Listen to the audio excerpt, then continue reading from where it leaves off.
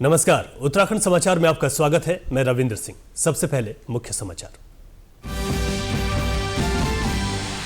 प्रधानमंत्री नरेंद्र मोदी ने देश में मोटापे के खिलाफ मुहिम चलाने का किया आह्वान। मन की बात कार्यक्रम में कहा, राष्ट्रीय खेलों के आयोजन ने उत्तराखंड के नए स्वरूप को किया पेश। मजबूत स्पोर्टिंग फोर्स के रूप में उभरी देवभूमि।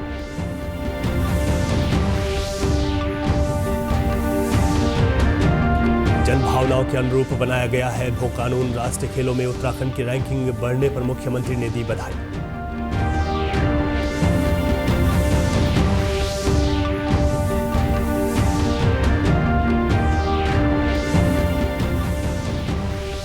उधम सिंह नगर जिले में डॉक्टरों की कमी जल्द होगी दूर। मुख्य चिकित्सा अधिकारी ने कहा, जिले में कार्यरत चिकित्सकों को आवश्यकता के अनुसार किया जाएगा स्थानांतरित। जरूरतमंदों तक हर हाल में स्वास्थ्य सुविधाएं पहुंचाने का किया दावा।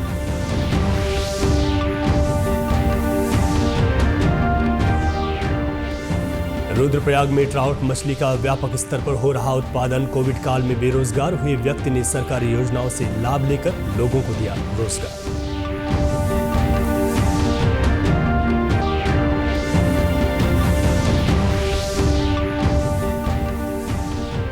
और चंपावत में पहली बार शास्त्रीय संगीत आधारित बैठकी होली महोत्सव का हुआ आयोजन। कुमाऊं के विभिन्न जिलों से आए होल्यारों ने बांधा समूह। अब समाचार विस्तार से। प्रधानमंत्री नरेंद्र मोदी ने कहा है कि उत्तराखंड में हुए राष्ट्रीय खेलों के आयोजन ने देवभूमि के नए स्वरूप को पेश किया है। आज मन की बात कार्यक्रम के जरिए देशवासियों को संबोधित करते हुए प्रधानमंत्री ने राष्ट्रीय खेलों में देश भर के 11,000 से अधिक एथलीट्स के शानदार प्रदर्शन का जिक्र किया। उन्होंने कहा कि इस आयोजन के बाद उत्तराखंड मजबूत स्पोर्टिंग फोर्स के रूप में जाना जाएगा।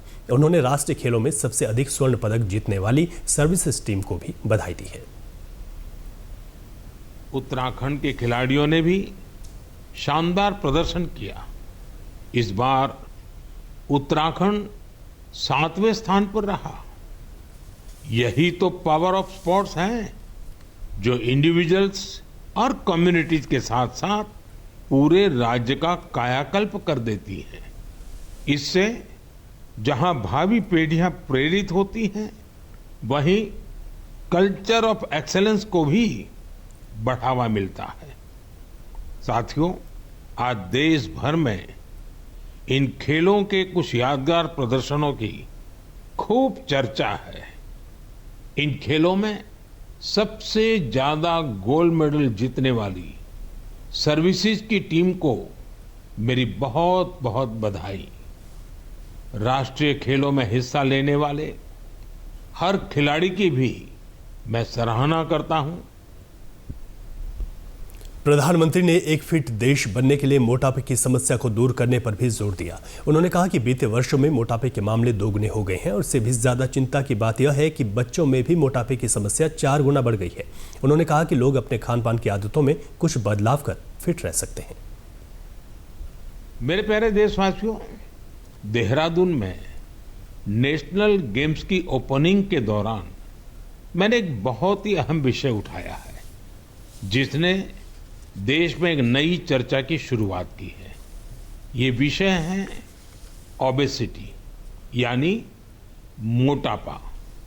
एक फिट और हेल्दी नेशन बनने के लिए हमें ओबेसिटी की समस्या से निपटना ही होगा। एक स्टडी के मुताबिक आज हर 8 में से 1 व्यक्ति ओबेसिटी की समस्या से परेशान है। बीते वर्षों में ओबेसिटी के मामले दोगुने हो गए हैं, लेकिन इससे भी ज्यादा चिंता की बात यह है कि बच्चों में भी मोटापे की समस्या 4 गुना बढ़ गई है।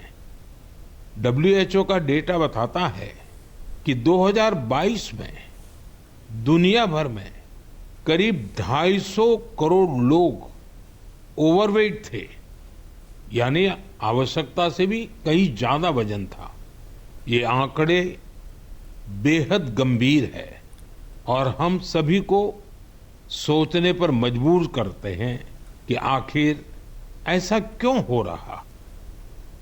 मन की बात कार्यक्रम में प्रधानमंत्री मोदी ने मोटापे के विषय पर ओलंपिक पदक विजेता नीरज चोपड़ा, मुक्केबाज निखत जरीन और प्रख्यात डॉक्टर देवी शेट्टी के विशेष संदेश भी साझा किए। प्रधानमंत्री ने अगले महीने 8 मार्च को अंतर्राष्ट्रीय महिला दिवस पर भी बात की। उन्होंने कहा कि यह हमारी नारी शक्ति को नमन करने का एक विशेष अवसर होता है। उन्होंने बताया कि इस बार महिला दिवस पर वे एक ऐसी पहल करने जा रहे हैं जो नारी शक्ति को समर्पित होगी।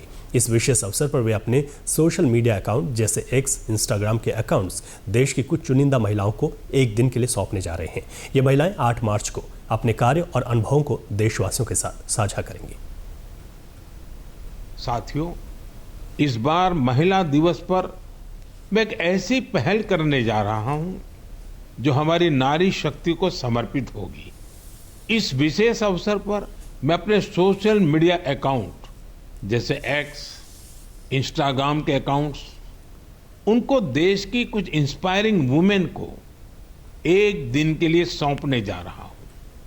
ऐसी वुमेन जिन्होंने अलग अलग क्षेत्रों में उपलब्धियां हासिल की हैं, इनोवेशन किया है, अलग अलग क्षेत्रों में अपनी एक अलग पहचान बनाई है।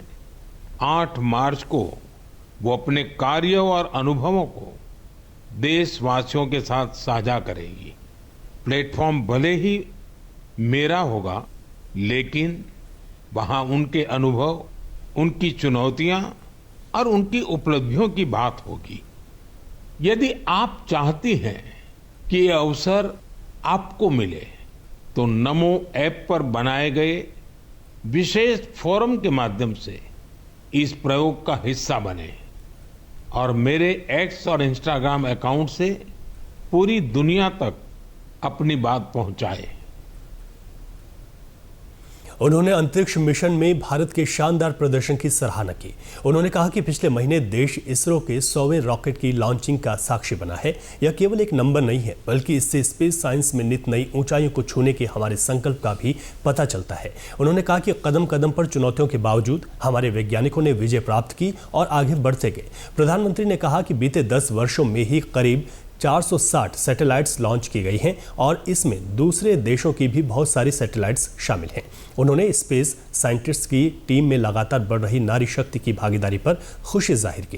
प्रधानमंत्री ने कहा कि आने वाले कुछ ही दिनों में हम नेशनल साइंस डे मनाने जा रहे हैं। इसको लेकर उन्होंने एक दिन एक साइंटिस्ट के रूप में अपनी योजना के बारे में बताया। आप अपना एक दिन एक साइंटिस्ट के रूप में, एक वैज्ञानिक के रूप में बिताकर देखें। आप अपनी सुविधा के अनुसार, अपनी मर्जी के अनुसार कोई भी दिन चुन सकते हैं। उस दिन आप किसी रिसर्च लैब, प्लेनेटोरियम या फिर स्पेस सेंटर जैसी जगहों पर जरूर जाएं। इससे साइंस को लेकर आपकी जिज्ञासा और बढ़ेगी। स्पेस और साइंस की तरह एक और क्षेत्र है जिसमें भारत तेजी से अपनी मजबूत पहचान बना रहा है। ये क्षेत्र है एआई यानी आर्टिफिशियल इंटेलिजेंस। हाल ही में मैं एआई के एक बड़े सम्मेलन में हिस्सा लेने के लिए पेरिस गया था। वहां दुनिया ने इस सेक्टर में भारत की प्रगति की खूब सराहना की। प्रधानमंत्री नरेंद्र मोदी ने कहा कि आर्टिफिशियल इंटेलिजेंस के क्षेत्र में भारत तेजी से अपनी मजबूत पहचान बना रहा है, जिसकी सराहना दुनिया कर रही है। मन की बात में प्रधानमंत्री ने भारत के वनस्पति और जीव जंतुओं का भी उल्लेख किया। उन्होंने कहा कि एशियाई शेर, हंगुल, पिग्मी हॉग और लॉयन टेल्ड मैकाक विश्व में और कहीं नहीं पाए जाते। उन्होंने वन्य जीव के संरक्षण से जुड़े कार्यों में सक्रिय रूप से भाग लेने के लिए देश के जनजातीय लोगों के प्रति आभार व्यक्त किया। इसके अलावा प्रधानमंत्री ने बोर्ड की परीक्षा में भाग ले रहे छात्रों को भी शुभकामनाएं दी हैं। मुख्यमंत्री पुष्कर सिंह धामी ने हरिद्वार में मन की बात कार्यक्रम का 119वां संस्करण सुना। उन्होंने 38वें राष्ट्रीय खेलों की बात करने पर प्रधानमंत्री नरेंद्र मोदी का आभार व्यक्त किया। इस मौके पर मुख्यमंत्री ने भू कानून पर भी बात की। उन्होंने कहा कि भू कानून केवल एक कानून न होकर एक रूप से भू प्रबंधन भी है। भू कानून भू प्रबंधन है, भू सुधार है और इस दिशा में हमने जो जनभावनाएं थी उन जनभावनाओं के अनुरूप और सारे हितधारकों से, स्टेक होल्डर से बातचीत करके, संवाद करके, उनके सुझाव लेकर विशेषज्ञ समिति ने, सुभाष कुमार समिति है, उसके बाद प्रारूप समिति है, सभी समितियों ने जो हमको प्रारंभिक रूप से जो सुझाव दिए उसके अनुरूप इस पर विधानसभा में एक्ट बनाने के लिए इसको प्रस्तुत किया गया। विधानसभा ने उसको पारित कर दिया है। ये हमारी एक शुरुआत हुई है और आगे हम इस दिशा में आगे बढ़ते रहेंगे। राज्य हित में जो भी निर्णय जरूरी हैं वो सारे निर्णय हम जैसे पहले लेते आए आगे भी लेते रहेंगे। प्रधानमंत्री जी की मन की बात पूरे देश और दुनिया वासियों को एक नई प्रेरणा देते हैं, नया प्रोत्साहन होता है, उत्साहवर्धन होता है। और आज प्रधानमंत्री जी ने अभी हमारे प्रदेश में 38वें राष्ट्रीय खेलों का जो आयोजन हुआ उसके बारे में पूरे देश को, दुनिया को मन की बात के माध्यम से जानकारी दी, बताया और अद्भुत तरीके से राष्ट्रीय खेल हुए। और इन खेलों का आयोजन हमारे राज्य को मिला। मैं इसके लिए आदरणीय प्रधानमंत्री जी का हृदय से सभी उत्तराखंड वासियों की ओर से धन्यवाद करता हूं कि ये बड़ी जिम्मेदारी थी हमारे लिए, क्योंकि शुरुआत में बड़ी चुनौती जैसा लगा, लेकिन आदरणीय प्रधानमंत्री जी के आशीर्वाद से, उनके मार्गदर्शन में ये खेल हमारे राज्य के विभिन्न स्थानों पर आयोजित किए गए। प्रधानमंत्री नरेंद्र मोदी के मासिक रेडियो कार्यक्रम मन की बात कार्यक्रम का 119वां संस्करण आज भाजपा प्रदेश अध्यक्ष और राज्यसभा सांसद महेंद्र भट्ट और कैबिनेट मंत्री गणेश जोशी ने भी सुना। उन्होंने देहरादून में मसूरी विधानसभा क्षेत्र के वार्ड 7 में पार्टी कार्यकर्ताओं और स्थानीय लोगों के साथ कार्यक्रम को सुना और प्रधानमंत्री ने जिन मुद्दों को उठाया उसकी सराहना की। पार्टी के प्रदेश अध्यक्ष महेंद्र भट्ट ने कहा कि प्रधानमंत्री मोदी का उत्तराखंड राज्य के प्रति जो लगाव है वो उनकी भावनाओं में देखने को मिलता है। वहीं अपनी उपलब्धियों को साझा करने के लिए महिलाओं को मंच प्रदान कर प्रधानमंत्री ने नारी उत्थान के प्रति अपनी प्रतिबद्धता को दर्शाया है। प्रधानमंत्री का आभार व्यक्त करता हूँ कि इस राज्य के प्रति उनका जो चिंतन है और इस राज्य के समृद्ध विकास के लिए उनकी जो योजनाएं रहती हैं उसमें से राष्ट्रीय खेल भी महत्वपूर्ण विषय रहा है। इसके साथ साथ जहाँ तक 8 मार्च का विषय है, ये ठीक है कि देश की आधी आबादी आज देश के विकास में उनका भी बहुत बड़ा योगदान है। मातृशक्ति अपने क्षेत्रों के अंदर अनेकों प्रकार के प्रगति के स्थान पर पहुंच रही हैं। उनके द्वारा समाज जीवन में जो कार्य किए जा रहे हैं और बहनों के लिए प्रेरणा का स्रोत बने, इसलिए उन्होंने कुछ बहनों का उल्लेख उस दिन उन्होंने कहा कि वो करेंगे। नमो ऐप में उनका जो ट्विटर है, फेसबुक अकाउंट्स है, उसमें निश्चित रूप से ऐसी बहनें जिन्होंने एक नई चीज़ की है, नई अनेकों बहनों को रोजगार से जोड़ा है। खुद सामाजिक जीवन के अनेकों ऐसे विषय जिन विषयों से देश को लाभ होता है, ऐसे विषयों में उनको जो किया है, जो कार्य किया, उसका उल्लेख उसमें करेंगे। वहीं कैबिनेट मंत्री गणेश जोशी ने कहा कि मोटापा की समस्या को दूर करने के लिए प्रधानमंत्री मोदी ने जो उपाय सुझाया है उस पर वो अमल करेंगे और तैलीय खाद्य पदार्थों से परहेज करेंगे। आज की मन की बात तो मेरे ख्याल से उत्तराखंड के मन की बात मैं कह सकता हूँ। जिस प्रकार से उन्होंने नेशनल खेलों में उत्तराखंड के बारे में उन्होंने बताया, और वास्तव में नेशनल खेलों में उत्तराखंड ने एक नया स्थापित किया है। 24 गोल्ड के साथ 100 से अधिक पदकों के साथ हमारा छोटा सा स्टेट 7वें स्थान पर है, और आने वाले समय में ये प्रदेश खेल के क्षेत्र में आगे बढ़ेगा। इसी प्रकार स्पेस में हमारे इसरो के वैज्ञानिक कितना आगे बढ़ गए हैं। आर्टिफिशियल इंटेलिजेंस के बारे में जानकारी मिली। और सबसे बड़ी बात जो हर 7वां 8वां आदमी, जैसे हमने बताया, ओबेसिटी से जूझ रहा है, उसके बारे में आप बताया। तो आज के बाद ऑयली चीज़ें बिल्कुल नहीं खाऊंगा और इसके परिणाम भी सामने नजर आएंगे। इसलिए सबको मन की बात अवश्य सुननी चाहिए। उधमसिंह नगर जिले में चिकित्सकों की कमी के चलते स्वास्थ्य सेवाएं प्रभावित हो रही हैं। जिले में विशेषज्ञ चिकित्सकों के 30% से अधिक पद रिक्त चल रहे हैं, जबकि सामान्य डॉक्टरों के 50% पद खाली हैं। वहीं मुख्य चिकित्सा अधिकारी डॉक्टर के अग्रवाल ने कहा, डॉक्टरों की कमी को जल्द पूरा किया जाएगा। जिले में कार्यरत चिकित्सकों को आवश्यकता के अनुसार स्थानांतरित किया जा रहा है। साथ ही निजी चिकित्सकों से भी आवेदन मांगे गए हैं। हम विदिन 15 दिन के अंदर सभी जगह हम डॉक्टर प्रोवाइड डिस्ट्रिक्ट में करा देंगे और सभी व्यक्ति को डिस्ट्रिक्ट के हेल्थ की फैसिलिटी को हम घर घर तक पहुंचाएंगे। ये हम इसमें एडमेंट हैं और हम यहाँ ज़्यादा डॉक्टर्स हैं वहाँ से हम मोबिलाइज करेंगे, दूसरी जगह अटैच करेंगे और हम सभी जगह डॉक्टर उपलब्ध कराएंगे।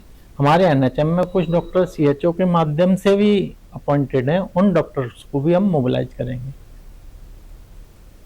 उत्तराखंड विधानसभा में पारित हुए बजट को लेकर कोटद्वार के लोगों में खुशी का माहौल है। लोगों का कहना है कि बजट अच्छा है, यदि इसका उपयोग सही तरह से किया जाए तो राज्य की ओर प्रगति होगी। कोटद्वार निवासी व्यापारी सुदर्शन सिंह रावत सोलर ऊर्जा का काम करते हैं। उन्होंने सोलर ऊर्जा का एक प्लांट भी लगाया है। उनका कहना है कि सरकार द्वारा पारित किया गया ऊर्जा बजट का एक हिस्सा बिजली के सब स्टेशनों की क्षमता को बढ़ाने में खर्च किया जाए तो राज्य निश्चित ही ऊर्जा प्रदेश बन जाएगा। हाँ, जो कल बजट पेश हुआ उसमें लगभग सभी विभागों के लिए ठीक ठाक धनराशि सरकार ने आवंटित की, और विशेषकर जो हमारे ऊर्जा के लिए है उसमें लगभग 1700 करोड़ की धनराशि सरकार द्वारा आवंटित की गई।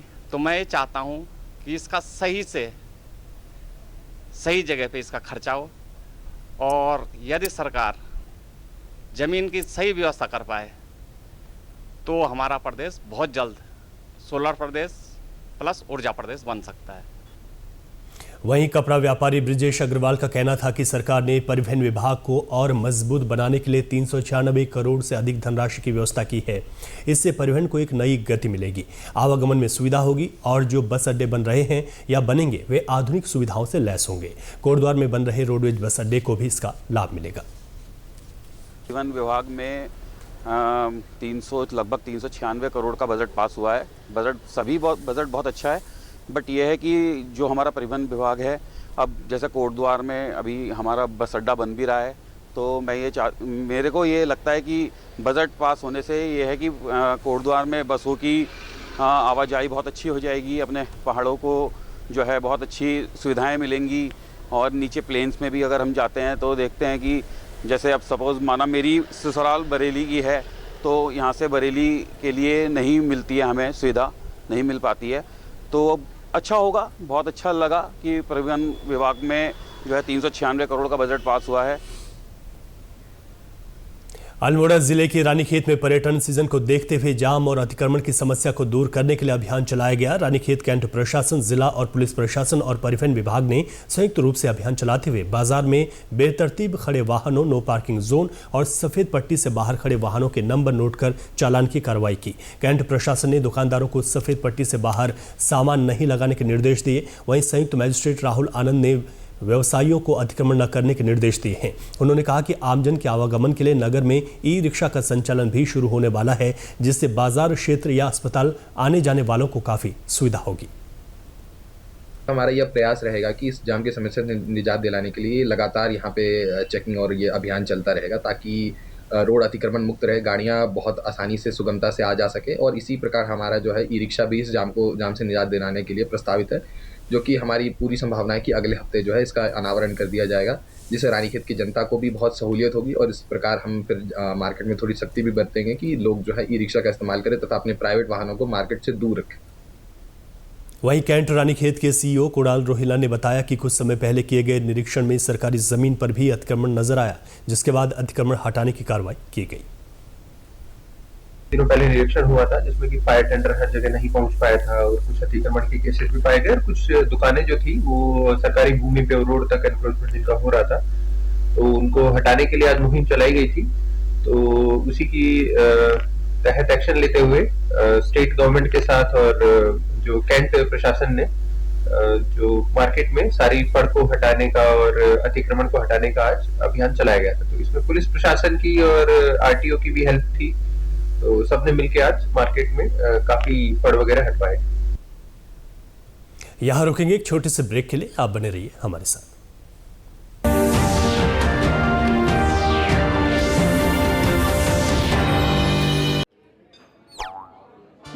अरे रे, सावधानी हटी तो जेब कटी। ना, मेरी ईमेल आईडी और मोबाइल नंबर है बैंक में रजिस्टर्ड। तो डिजिटल पेमेंट में धोखा हुआ कभी तो अलर्ट्स मिलेंगे तभी के तभी। पर पैसे तो गए। नहीं, पैसे नहीं गए। नहीं जो की लापरवाही तो नहीं करनी पड़ेगी भरपाई। और सुनिए, समय से जो की शिकायत मिलेगी आपको रिफंड सही सलामत। हाँ। अब यह कहता है कि जानकार बनिए, सतर्क रहिए।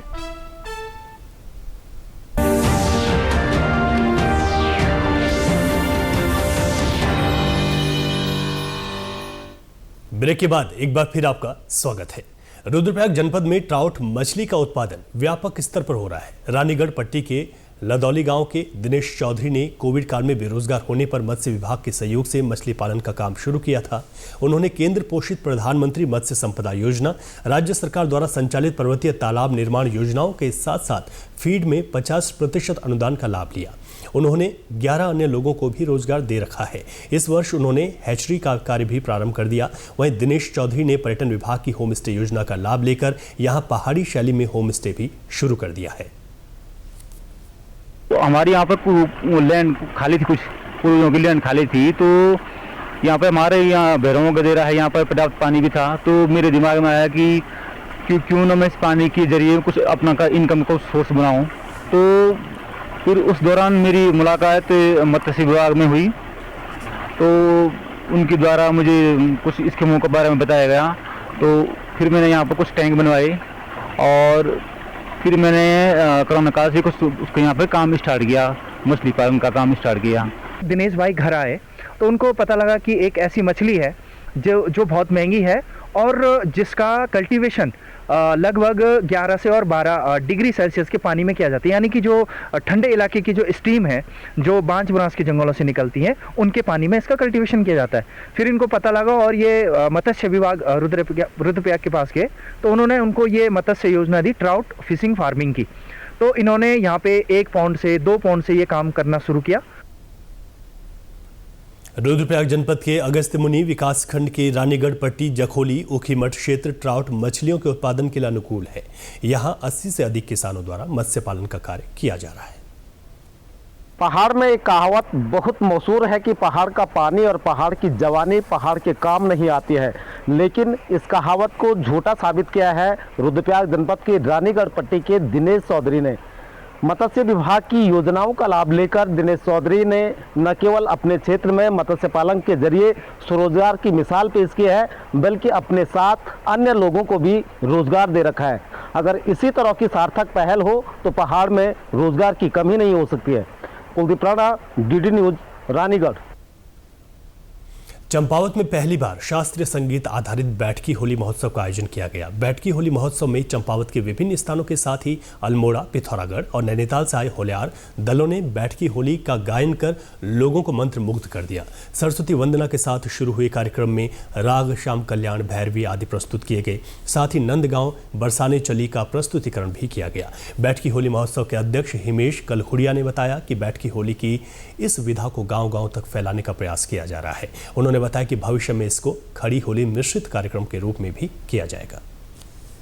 सभी को यहाँ हमने बुला करके ये प्रयास किया है कि बैठकी होली की इस विधा को आगे बढ़ाया जाए और इसको जो है सर्वस्पर्शी बनाने के लिए, अधिकतम लोगों तक पहुँचाने के लिए ये प्रयास है। और हम चाहते हैं कि इसके माध्यम से जो हमारे स्थानीय बैठकी होली से जुड़े हुए लोग हैं, क्योंकि गाँव क्षेत्र में हर जगह बैठकी होली का गायन किया जाता है और शास्त्रीय संगीत की विधा से गाई जाने वाली इस शैली के माध्यम से जो है हम चाहते हैं कि गांव में भी जो है ये शास्त्रीय गायन का प्रचलन हो और वहां तक अधिकतम लोगों तक ये पहुंचे। और अगले बार से हम इसको और भी व्यापक करेंगे, इसमें हम खड़ी होली का भी जो है मिश्रण करेंगे।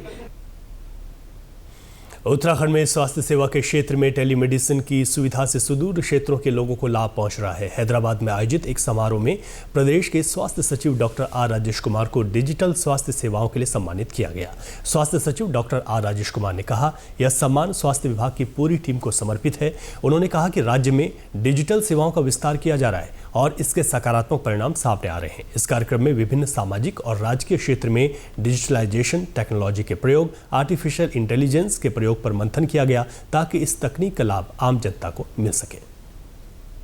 उत्तरकाशी में ज्ञानसू बैराज के किनारे गंगा नदी के पास सफाई अभियान चलाया गया। इस अभियान में निजी संस्था, नगरपालिका अध्यक्ष, सभासद और स्थानीय लोगों ने योगदान दिया। दरअसल ज्ञानसू कस्बे में अक्सर कूड़े का अंबार लगा रहता है। यहाँ पर देश विदेश से पर्यटक आते हैं और गंगा किनारे कूड़े का अंबार देख मायूस होते हैं। सामाजिक कार्यकर्ताओं ने लोगों से अपील की है कि गंगा और नगर को स्वच्छ बनाना सभी की जिम्मेदारी है।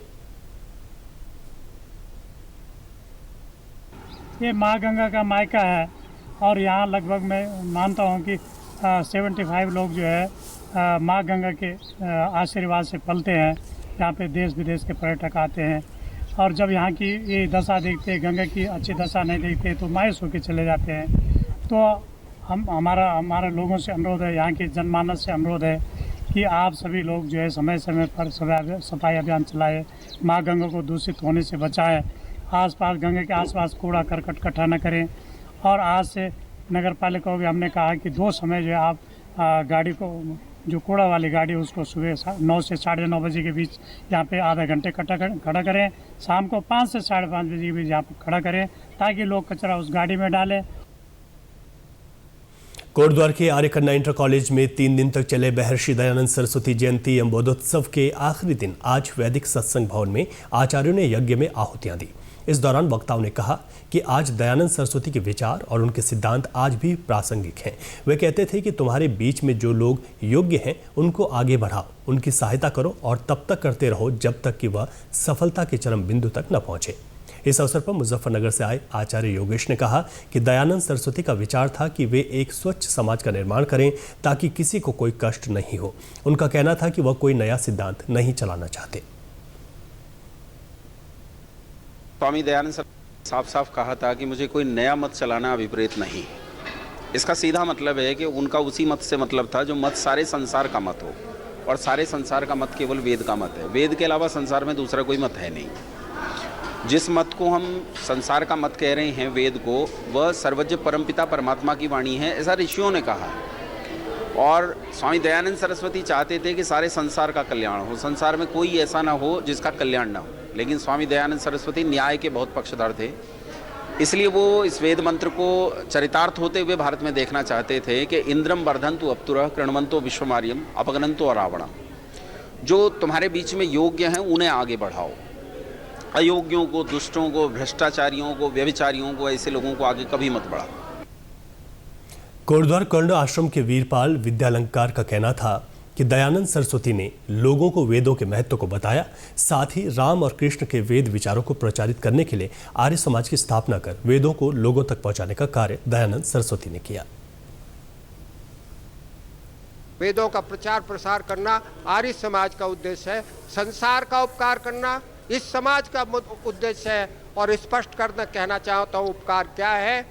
शारीरिक, आत्मिक और सामाजिक उन्नति करना। इसका मतलब महर्षि दयानंद का उद्देश्य आर्य समाज की स्थापना के साथ चहुओं की उन्नति करना था, समाज की उन्नति, राष्ट्र की उन्नति, मानव की उन्नति और मानवता। ऋषि दयानंद सरस्वती ने सत्य का प्रचार किया था, सत्यम शिवम सुंदरम।